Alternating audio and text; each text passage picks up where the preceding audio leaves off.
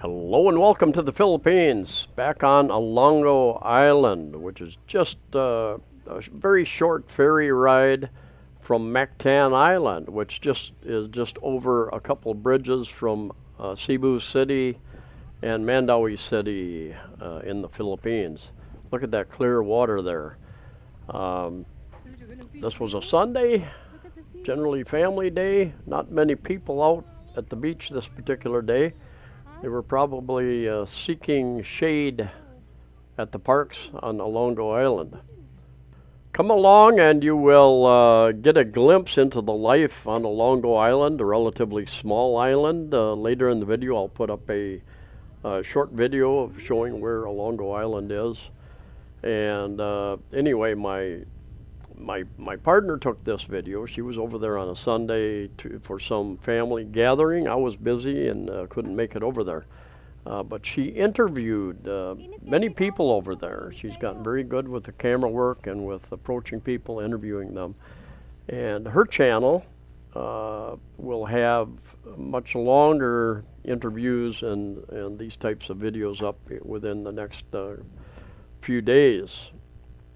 I will put a link to her channel at the end of this video and also in the description. You can travel to the island fairly easily, unless there's a big storm brewing. They might shut the ferries down. The banca boats, the motorbankas, the outrigger boats, and they're everything that's on the island except for the fish and the seafood that they catch here. I'm not sure if they grow any crops here or not, but pretty much everything on the island has to come across on a ferry. And there is a market, there is a public market where you can get the fresh vegetables, and this is some of the what they call cottages that you can rent out at the beach area. And a little bit of a park area. You find yourself, bring yourself some chairs, camp out underneath the shade of the trees if you want. And we're going to go lots of little paths like this on this island, many islands. Up in Malapascua, over on Mactan Island, you get off the main road and head out and see what you find. You might run into, well, you'll be surprised what you run into when you head down these skinnier little trails. I'm going to just give you a glimpse at some of the encounters she had, some of the interviews that she did. And down here at the end of this trail a little bit, there are some kids and an adult or two who are making, I guess you call it jewelry, beaded jewelry. They're stringing beads together, working as a family group. Now, I made 3 trips to the Philippines in the course of 6 years, spent about 6 years in Cebu City area primarily, though I've traveled other areas. Got about 1,000 videos up, a lot of cost of living videos. I've got videos about condominiums and subdivisions. I've been invited by real estate agents in the malls, come and see my condominium right now. So I've taken a video of everything, and so you can see what you get, a little bit about costs of renting and buying properties here. So check out my other videos as well. If you can give me a thumbs up if you like the video, or a thumbs down. It all helps to promote the channel. Comments also help to promote the channel. Anyway, a lot going on even on these very small islands. And these folks are, I suspect they make this and they sell them on the island, or they send them off to Cebu or some other island, sell them in shops. I think these kids are happy to be able to help their families make a little money, and they're learning some trade. They're learning to use their hand to work. I grew up on a farm in Midwest USA. I worked from a very young age. I know there are child labor laws, and that's important so that they aren't stuck in a factory someplace earning little or nothing. And like I said, I will on her channel she will have the full videos with the interviews of several different groups of people as she goes around the island. I think you can rent a motorbike on the island to drive yourself. I think your foreign license is good for about 90 days of arriving here. Um, you can rent a motorbike and a driver. You can ride on the back of the motorbike, I'm sure, and they'll take you around. Like here, it was actually a coworker of my partner who met her, lives there, met her there, and she was her tour guide for a few hours. And they also have bicycles to rent. I'll show you that a little bit later. I'm not sure. Pretty inexpensive, I'm quite certain. And then looks like this guy was getting ready to install that new motor on this banca boat, what they call an outrigger. You got the outriggers to give it stabilization. And banca boat, I've heard it called motor banca, outrigger boat. I've seen the term banca spelled different ways: B-A-N-C-A, B-A-N-G-K-A. They're probably all acceptable. I see very few sailboats in the Philippines. There are some marinas with some hooked up there, getting repairs or just hanging out there, paying a monthly fee. Many very shallow waters, and you could damage your sailboat with that deep keel, I think you call it, if you don't know exactly where you're going. So you use a lot more of these shallow draft banca type boats. And even then, when the tide goes out, you might have to park it offshore ways and take even a smaller boat into shore. If I had a boat, and I may one day, I would have two motors on it for sure. And this happened to me where one motor quit, and the guy had a second motor, so we were able to get to where we were going here in the Philippines. And this is just an idea of some of the bikes that are up for rent if you go over there. And I can't tell you exactly what part of the island, but it's a small island. You can ask anyone on the island, and I'm sure they'll be able to direct you to where you can rent a motorbike, where you can rent a motorbike and driver, where you can rent a bicycle, or if you just want to walk. Much larger population than what I thought. I thought it was a wildlife refuge with very few people living on this island, and I was wrong. I think there's right around 22,000 people that live there. And looking at a map, you can see that that's a lot of people on a small island. And you can see that there are larger clusters of people living around certain areas. There's a very long pier because when the tide goes out, it's very, very shallow, way out there. So the pier goes way out, and they're adding on to that so that larger ferries can park there. Bird sanctuary, refuge.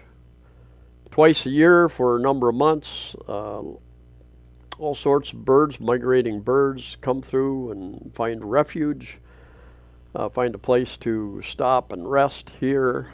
So it's becoming more and more a popular place for birders, as well as snorkeling and diving around this area, is my understanding.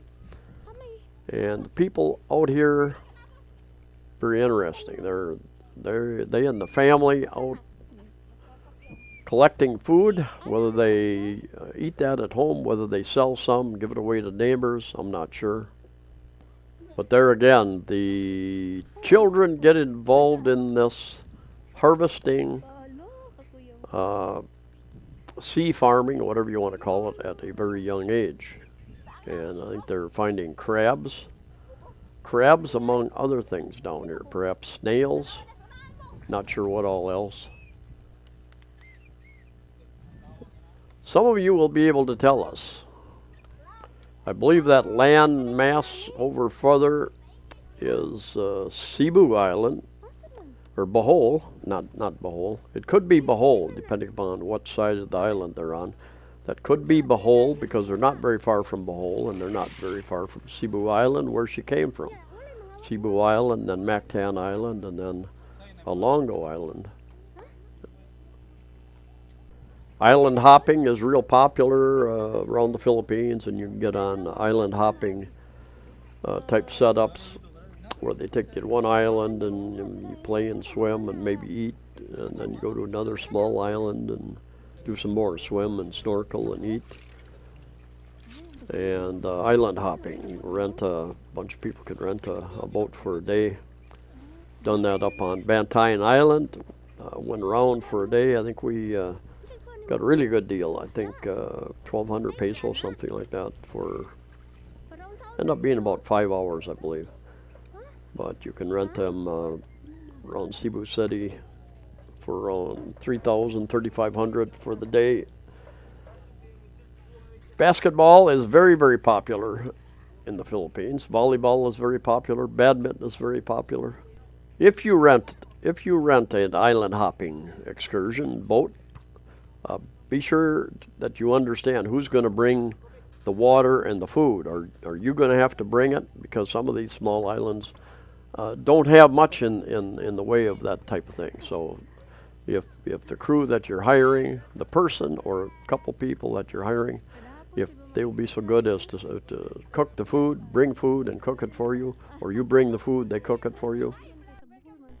This is not the walkway. This is not the way you walk back to the main island over the Mactan, but it does take you out a long way.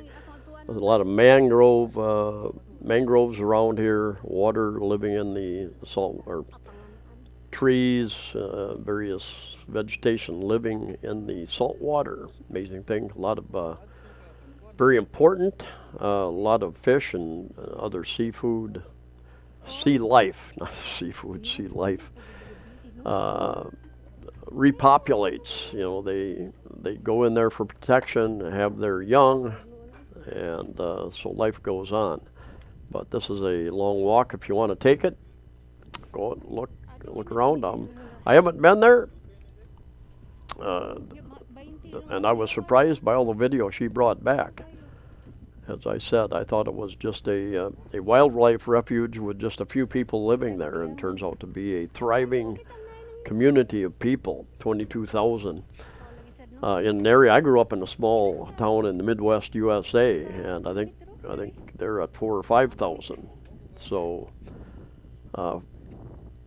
this area is much smaller than that town, and they've got 22,000. So the Philippines, being a small nation, has about 110 million people. So it's a densely populated. I think Manila is probably the most densely populated city in the world.